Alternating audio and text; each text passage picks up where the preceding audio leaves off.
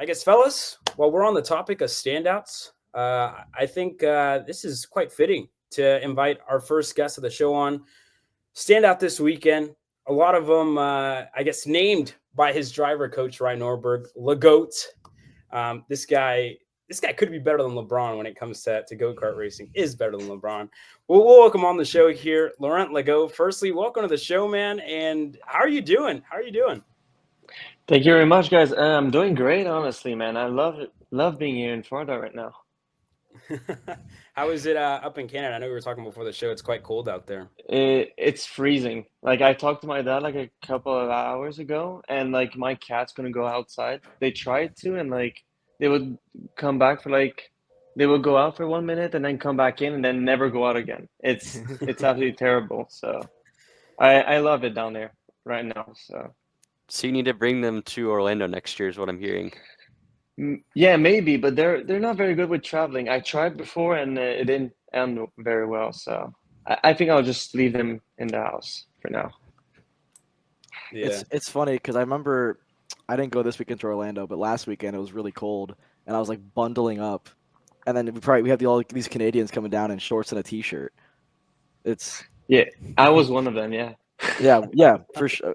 I bet I wasn't there this weekend, Caleb, but was Henry in shorts and a t-shirt? Henry's always in shorts. That's his thing. Yeah. Yeah. So for those of you guys that are familiar with our very own Henry Baudet, Mr. Rotax himself, he has drivers have their superstitions. Henry has his superstition as well. He's always wearing shorts when it comes to a race weekend. So he was in shorts, and I knew he was going to be from the start. So he was in shorts as well. But Laurent, firstly, let's take a look at your weekend this past weekend at the Rotax Winter Trophy. Firstly, a great job by you all weekend long. And these are, I guess, a couple of your highlights that you have here. You actually finished second both of the days.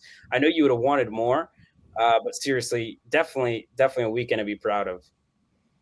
Yeah, for sure. I mean, I think on Saturday I maximized what I could have done. Like I started pretty far down the field, and at that point of the race, like we can sit on the scooter, Aiden was just so far down the road. So I think on Saturday I maximized it, but I still think looking back to it on Sunday, I don't think I did a good enough job.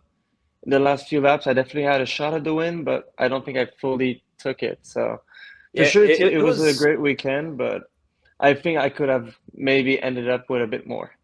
And it was so a photo finish here. This is the last couple of frames that we have, but it was pretty close in between you and Aiden. I think we just made a post about the finishing margin. It was like 0.038, the difference in between you and Aiden coming to the line. But still, that was a great weekend by you. And you've actually been running over here for quite some time, but I feel like that was one of the weekends where you really kind of put it all together. Yeah, you're right. Like compared to some of the newer guys that are coming up there, like I've been in the US racing for almost, I think, 3 years. I think my first year was like in 22, if I remember well. So it's been a while. I haven't been here a lot last year, but I think I'll come back a bit more this year compared to last year. But yeah, for sure, it's been a while, and I just feel happy to finally be able to put a performance that make my team proud. Yeah, and a 1, 2, 3 for you guys. I think that was the coolest thing. Obviously, Ryan wasn't racing, and then Kai wasn't kind of in contention for the win. Obviously, he opted for a different tire strategy. But for you guys to put it 1, 2, 3, I'm sure Mike and Ryan were pretty happy about that, huh? Yeah, oh yeah, for sure. They were pleased. Like when we came back to the tent, they were ecstatic, and we were as well. Like it was just such a great week, such a great day for all of us. For me, Aiden, Lewis, and honestly, to finish 1, 2, 3 was really good, even for the team. So I'm super proud of what we've achieved, and I know Mike was really happy as well. Yeah. And I guess coming off of a difficult year last year, I mean, you mentioned it yourself, but I mean, you had a strong 2023 both in Canada and over here. Last year, not so good. What do you think made the difference this weekend to be able to kind of get off of the snide, so to speak, and put yourself back on the podium? I would say it's more of a mindset thing. So for the from like I would say the this year's Supernats, so like the beginning of this year, I think I've taken a different approach to things, and I think that helped me a lot. I'm a lot more relaxed at the racetrack, and I would say I'm more composed during the race. Before, like when I started racing back in America and in Europe, I would be like a bit of I would say running wild on my emotions. So like something would happen, I would get in my head, and then I would completely lose it. And that happened a lot of time in the US. Well, I think this year I'm just a lot more composed, and I think that's what made a difference. How did you kind of adjust your mindset? I think that really came from my dad. My dad is a really chill person. Anyone that knows him, he's like probably the chillest guy on the racetrack. Like even when he comes to the tent with on race day, like he's always like super calm and he really helps me with things. So I think Super NAS 24 this year was really hard for me because it was hard mentally, and because of the result that didn't come, that was really, really hard, I would say. But he really helped me with it. So, and I think that's because of him that I'm able to have this more relaxed mindset on race day. Yeah, so I guess next here, your story actually is a little bit different than everybody else's. You started racing just a couple of years ago. I would say, well, a couple of years ago. I'd say like 7 years ago, a lot later Yeah, than 6 years. everybody else is used to. So I guess talk to us about your story in karting and how you kind of got to where you were this past weekend. Yeah, for sure. I mean, it all started in 2019, if I remember well. I was looking around for a place to do go-karts because my dad took me on my birthday, I think 2 years prior, to do like rental karts, and I really liked it. So I wanted to do more. And they found out about the Ben Cooper program. So basically, Ben in 2019 was just starting his little like academy and stuff. So I joined in, and that's how it started. I started in 206, like you said, and I first went to the US in 2020 for the Florida Winter Tour, actually, when they used to do Briggs.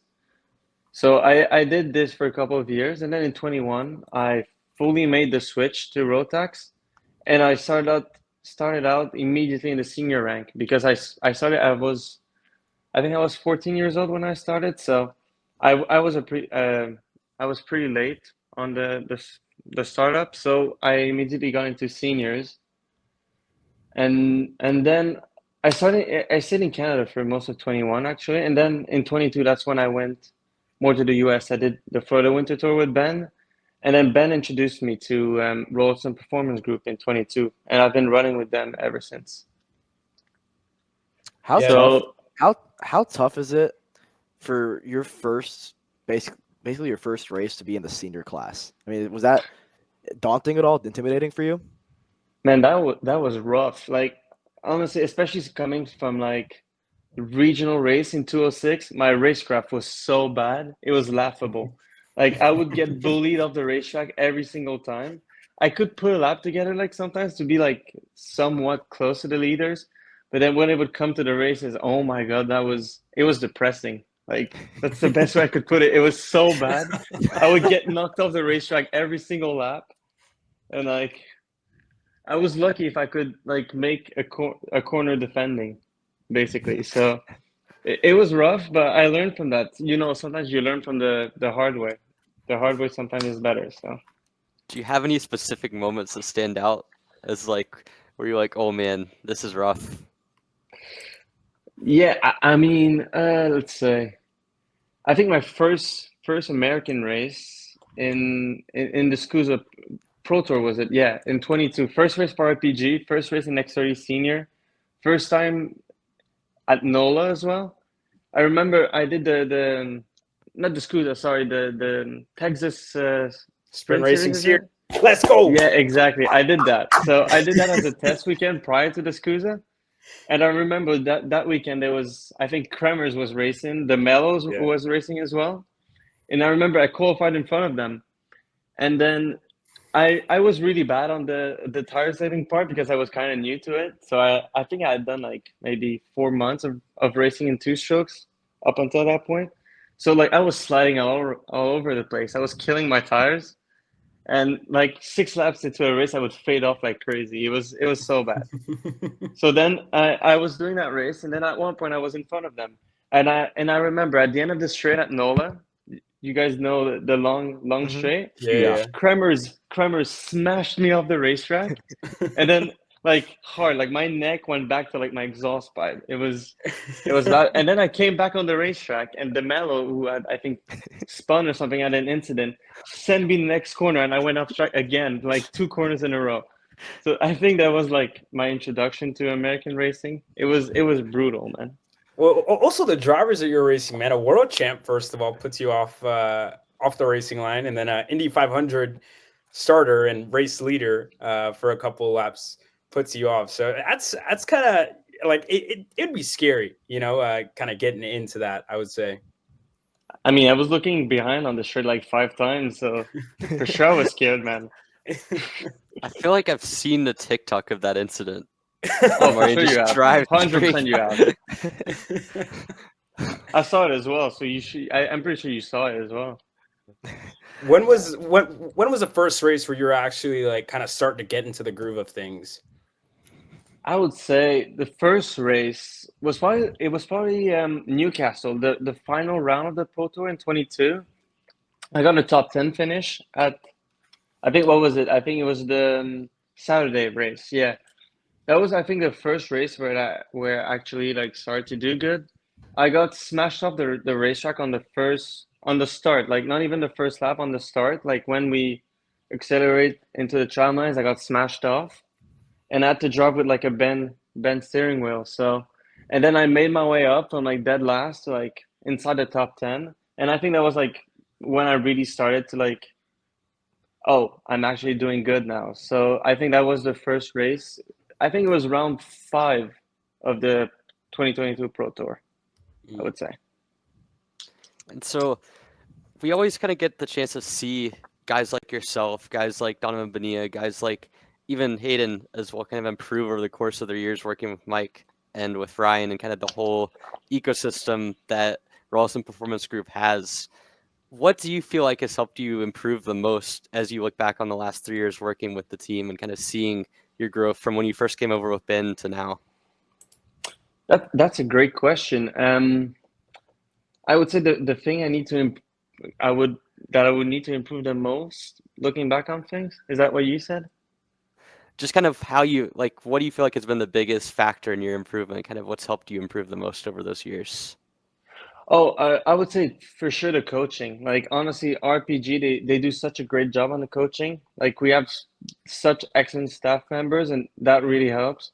Like every time we go on the racetrack in X30, for example, and even in Rotax, like we have Ryan Norberg, which is probably one of the best US drivers of all time, who is always with us. We do video review, and like I would say the coaching is really the biggest part that helped me. Like, because I'm really bad on my own. That's something I realized over the years. Like, I'm really bad at figuring out things on my own. So I always need a bit of help from people. And the coaching that I received from Ryan all over these years has really helped me, I would say. Yeah, and so now we have the 2 podium. We're an obviously amazing result for the first 2 weekends. What do you need more of? What do you need to get better at? Kind of as the question that you kind of alluded to at the start. The thing I would say it's mostly like my decision making is what's really holding me back. Like if we take for example the Sunday race, like on the last lap, I think looking back at it, I had a chance to make a move on Aiden at the end of the straight, but in that moment I didn't take it for whatever reason. I'm still not sure what happened, to be fair. But I would say that's probably the one thing that's always costing me. Like even at the start, sometimes my starts are really bad, and that really puts me off and makes my race a lot harder. So I would say decision making is probably the thing I need to improve on the most right now, and maybe just a tiny bit of consistency. So now I guess you and Ryan have worked together for about 3 years now, starting on year 3. What's your favorite story about working with Ryan? Oh boy, let me think a bit.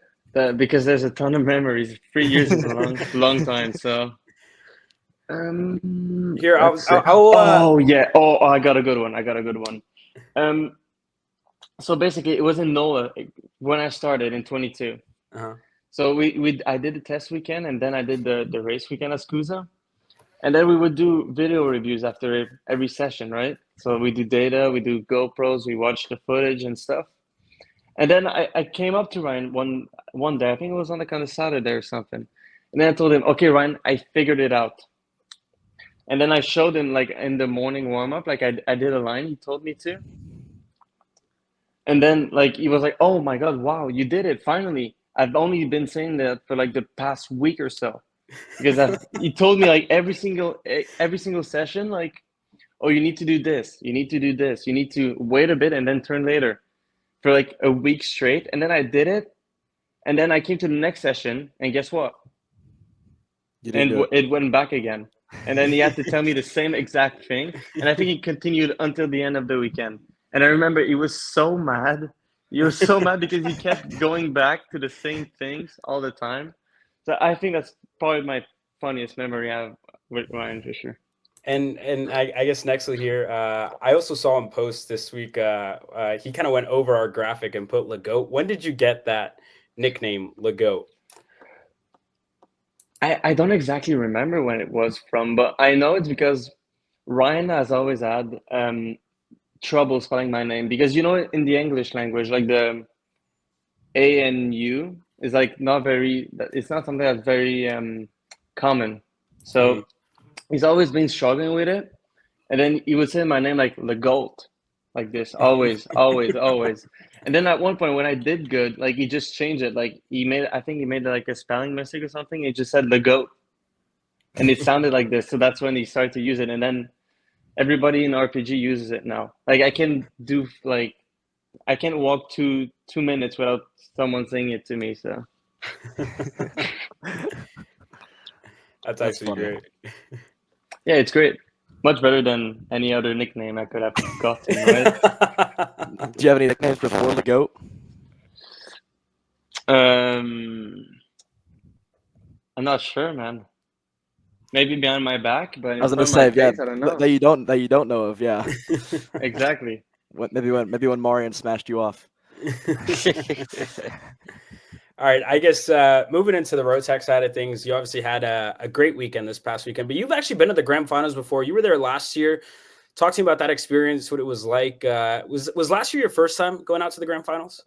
It was actually 2 years ago in Bahrain when they last went to Bahrain in 23. Okay, I okay, didn't okay. go. I didn't qualify for last year because I just didn't do good enough, right? So Yeah. it's easy as that. But yeah, I went in 23 in Bahrain, and honestly, it was such a wonderful experience. Like you get there on like I think a week before the race. You get there on like I think on Sunday, the Sunday the week before, and then on Monday you have like you come to the track, you do everything, you get the registration. I think you go pick up your card as well, or maybe, or is that the day after? I'm not sure, but it's just such a wonderful event. Like you have drivers from all over the world combined in one small part. You're all under like one big tent. So there's no like, oh, you have like all these little teams separated from each other. It's like everybody's in the same place. It's noisy constantly. You can hear people working on the cart, people coming in and out.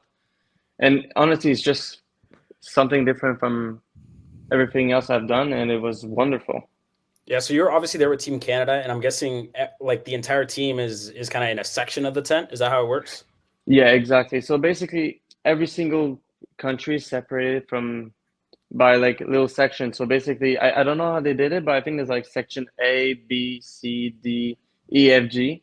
So we basically have like maybe Japan and like um, UAE in that first section, and then you would have like South Africa and the US. So it was all like this, and I think we were next to the Australians, I think. And I remember on the first day, like we didn't understand what was going on. They pulled up a ladder, like a massive ladder, and they just like put a how'd you call that? Like a big sign, A banner? Australia. Yeah, a big banner with a big Australian flag, and they put little kangaroos all around it. So like I saw that thing. I was like, what are they doing, man?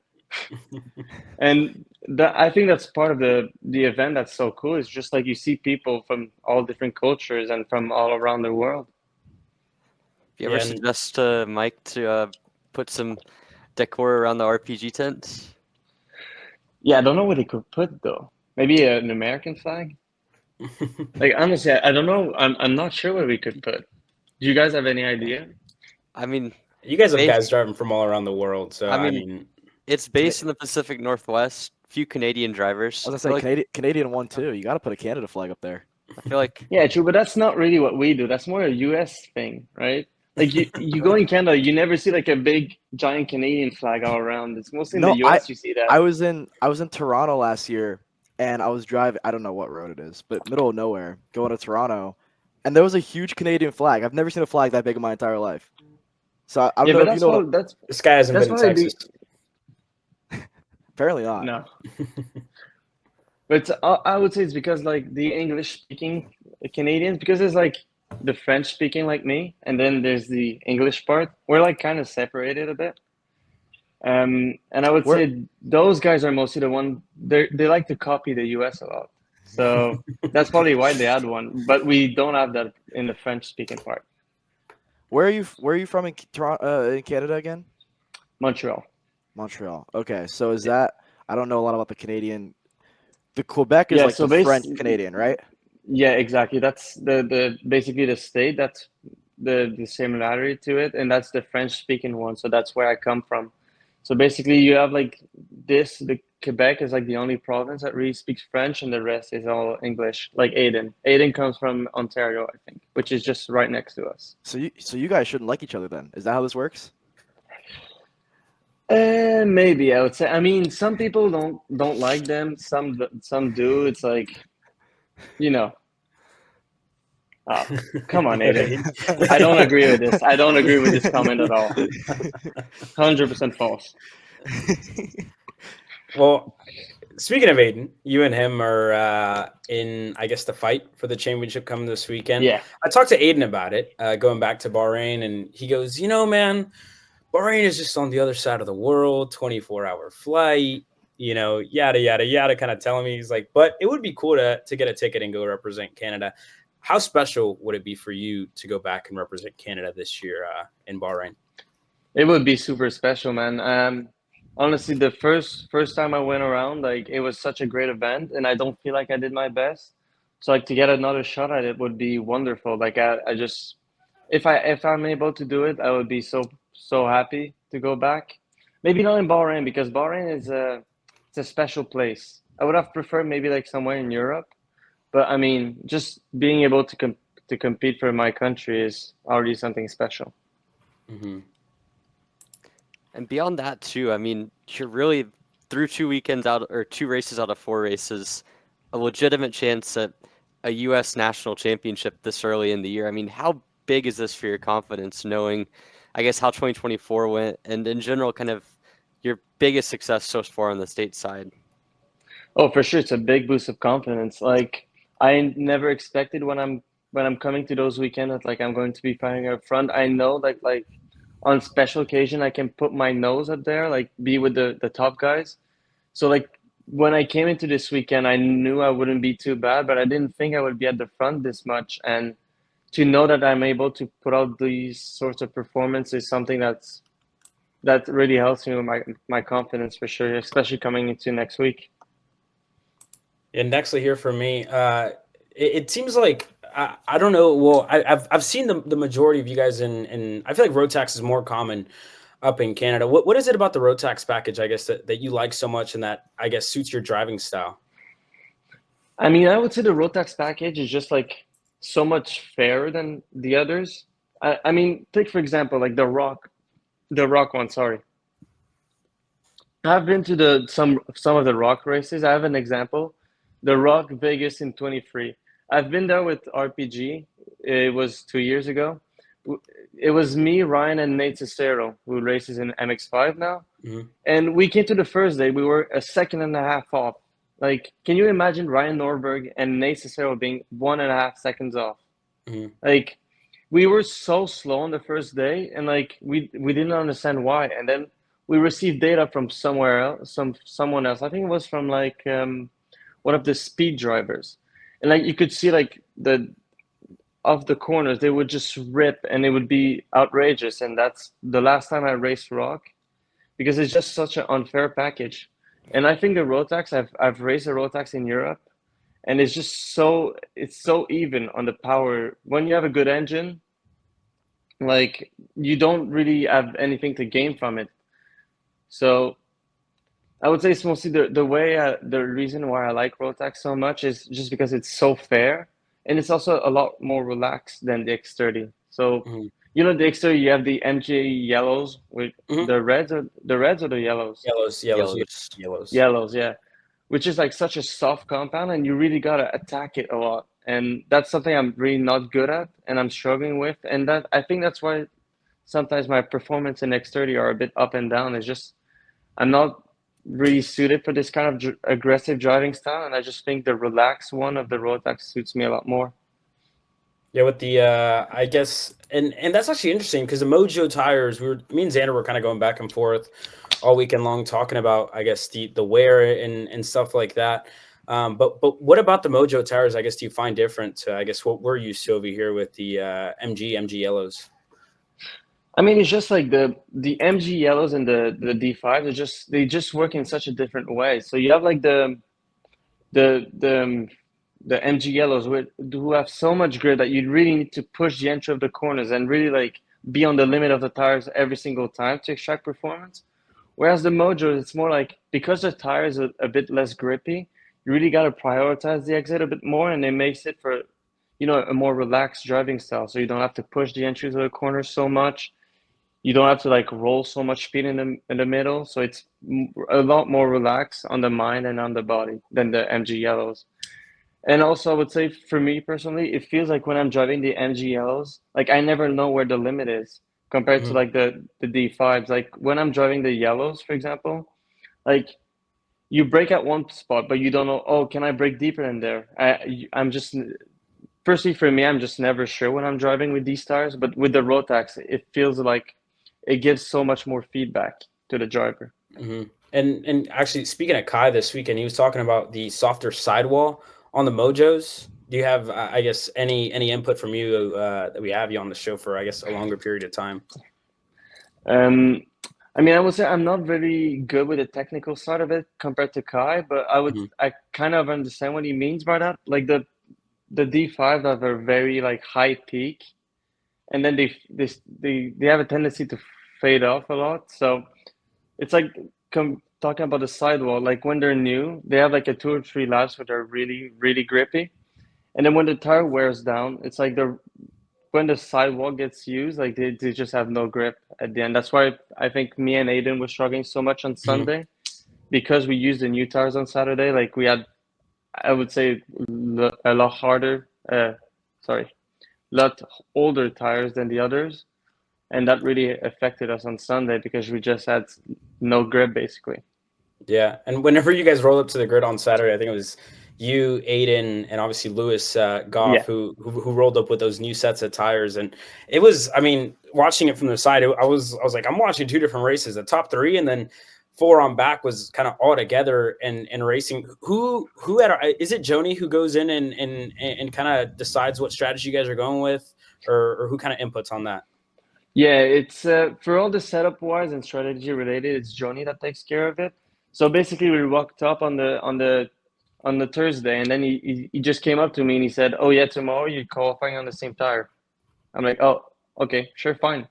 And I think that was a great idea. I still think it is, even though we struggle on Sunday a bit. I still think like that was the right decision because we, like you said, we rocked up on Saturday and we were basically untouchable, and Mhm. we were still able to qualify up in the top three, even on the one set old tires. So yeah, Johnny takes these decisions, and I think he's really good with it as well. And I think that decision from him was Yeah, really good. yeah, that was What do you great. what do you think you could how can you, should I say, change your style towards as we get into the season, we're going to use the MGs more often. How are you going to be able to kind of adapt to it? That's a good question. I reckon I just need maybe a bit more track time. I would say I'm someone who's kind of slow with the learning. That's probably why it took me so long to actually get a result that matters. So I would say I would need more track time. I rarely drive the X30 because even when I go to Europe, I drive the Rotax and never touch the X30 package. I probably touch it like once or twice a year. So I would say I would definitely need a lot more track time to get used, especially to the new compound they introduced last year. It's Hmm. vastly different to the one we had before. It's a lot more grippy, I think, as well. So I would say I would need a lot more track time and probably just also change my mentality a bit to just drive it a bit harder. I think that's what I need to do. Would you say that's the biggest difference you've noticed when you compare your driving to Ryan? 100%. 100%. Like every single time I go to the data on the X30 package, it's always like, oh, you gotta brake deeper. Oh, you're not braking deep enough. Oh, because you're too early on the brakes, you're not rolling enough into the corners. It's always the same thing. Always the same thing. And that's why I'm also struggling to generate grip, because I just don't push it hard enough, and there's no heat in the tires. So that's 100% what I need to improve on.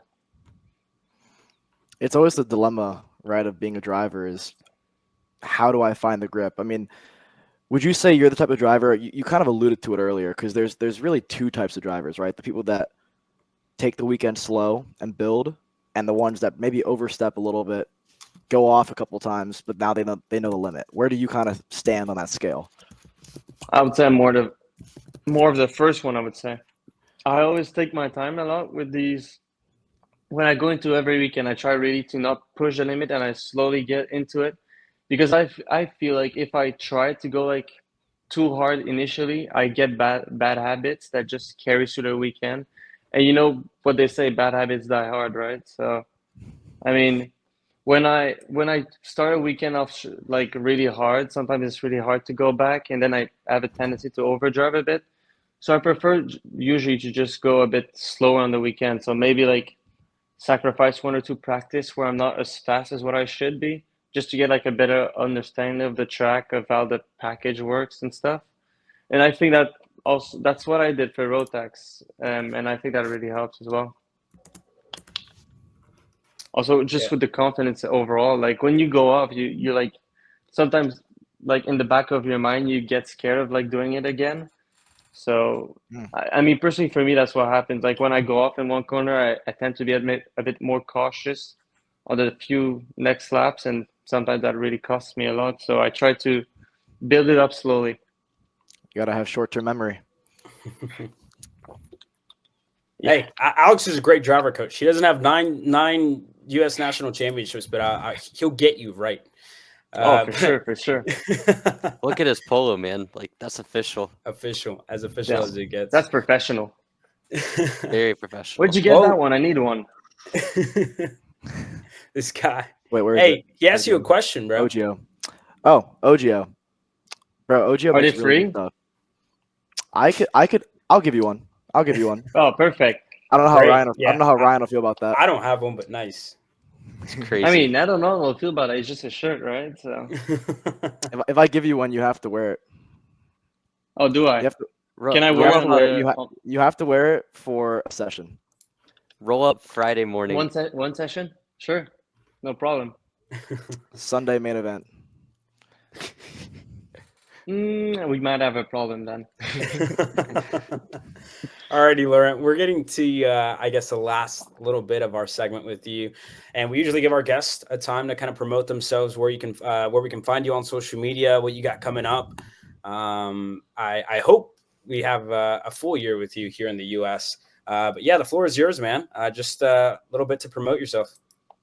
Yeah, for sure. I mean, I'm mostly active on my Instagram account. I don't know if somebody could put it up somewhere. I don't know, but Yeah, I got you. okay, perfect. Yeah, that's mostly where I'm from, where I post my most recent news. I have a YouTube channel that I post like once a year, because I'm not really consistent with it, unlike Ryan. So I would say that's probably the like two biggest platforms people can follow me through. And then for this year, what I have planned, I have a race. My next race after this one is in March for the Rotax Winter Cup. So this year again, I'll be doing the Rotax Euro Trophies, which is the European Championship of Rotax. And last year I didn't do too good, so I'm planning on building up to it. And I might do a couple of US race here and there as well. So I think that's probably my plan for this year. And for sure, Supernats is one race I'm looking forward to at the end of the year. Well, that's great, and it's been a pleasure having you on. I know me and you share a lot of conversations at the racetrack, but I'm glad we had this little bit of time so people can see what Laurent Legault is all about. Yeah, it's great. And also, is your name with two L's, or is it just that way on your Instagram? Oh no, that's just because I tried to write my name in it, right? Like I tried Yeah, to yeah, put my name, like just Laurent Legault, but the name was already taken. So like I yeah. couldn't put it in, so I had to put another one just to make it work. That's the only reasoning with it. Crazy. You got any Well, fun plans the rest of this week? Fun plans. Actually, I've been to Universal on Monday, and that was nice. awesome, man. Like we've had Fast Pass, and we managed to do everything. It was amazing. Big Have time. So you asked Big time. Have you asked Ryan about Disney? yeah, I did actually. He told me like a year ago that he had a secret like technique to get Fast Pass, and Hey, like I asked about him like on the weekend, and he told me it doesn't work anymore. So I was pretty sad about that. That's why I went to Universal because the Disney thing doesn't work anymore. funny enough, and this is we were waiting in line for the restroom at Orlando, and I actually we're planning on going to Disney next week, right, boys? Next week? Yeah, we're planning on going next week. And I was gonna ask him. He was on the phone, and he walks in. He's like, "Oh, there's a line." And I was like, "Hey, you gotta wait like the rest of us, pal." Like just kind of messing around with him. He laughs and then just turns around and walks out. And I couldn't even ask my Disney question. So, Ryan, if you're watching this, I got some questions to ask you, man. You should go for it. You'll be in the tent. You can come in anytime. I Ask me won't be about your there this Disney weekend, questions. sadly. I Oh, won't you be there won't? this weekend. Yeah, me and Alex are actually swapping out. So Alex is going to be there this weekend, and I'll be there. Me and him will be there back for Scusa. So Oh, okay. Okay. Then yeah, it'll Alex, be you I'll good. can get ask I'll for get the him then. intel. I'll get the Yeah, intel. Alex isn't as fun as I am. You know that, but he'll be there. You guys All are right, both pal. amazing. Alrighty, Laurent. Have fun in Texas. Yeah. Well, we appreciate you joining us, and it's been great talking to you, man. We appreciate it. It's been a pleasure, guys. Thank you for the invite, honestly. Been great. Yeah, there'll be more. Always. I'm sure there'll be a lot more. 100%. But a great job from all of us, and we'll see you soon. Perfect. Thank you, guys.